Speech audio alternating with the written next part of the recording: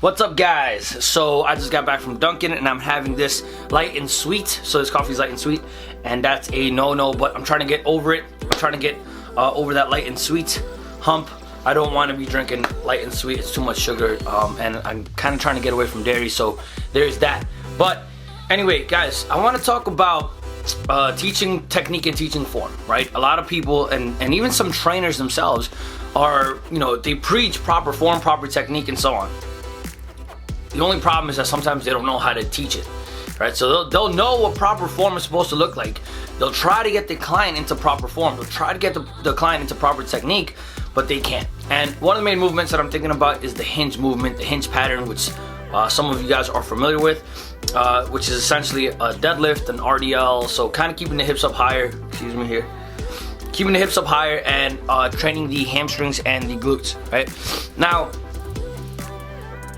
and I've said this in many videos before on Instagram though, if your hamstrings are tight, and this is only one example, if your hamstrings are tight, it is possible that you may not be able to get into a perfect hinge position, right? Because your lower back is going to round. The hamstrings are tight, and they're going to cause your lower back to round, your back to round when you guys are doing those hinge patterns. So, to my point, this is what I'm trying to say.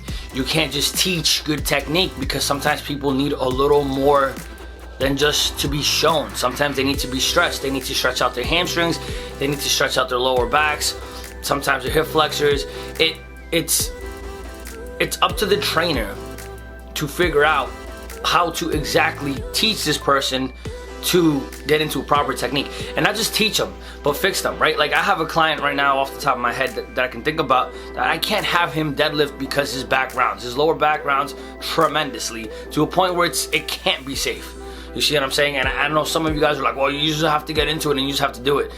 No, right? Those are the mistakes that beginners make. The beginners just get in, they see that their back's rounding in a video and then they fix it. We're not beginners. We're personal trainers. We're trying to help our clients.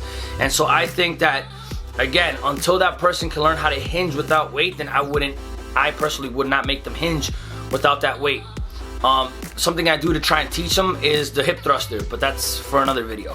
Nonetheless, proper technique and form are not just easily taught, because sometimes people can't get into those positions at all. With weight, without weight, whatever the case is. And so you need to stretch them, you need to strengthen whatever muscles that need to be strengthened. Like I said, the muscles that need to be stretched, get them into those hinge patterns, teach them how to hinge properly, and then they can get into hinging. But it'll take a while. Maybe it'll take 2 months for them to learn, 3 months or whatever. But teach them how to do it. Maybe get into it as part of the warm-up, but don't give them weight. Stretch them out. Make sure that you're trying to get them there optimally and safe. And then that's it. That's all I have for you guys today in terms of teaching technique. I hope you guys found this helpful, and I'll see you guys in the next video.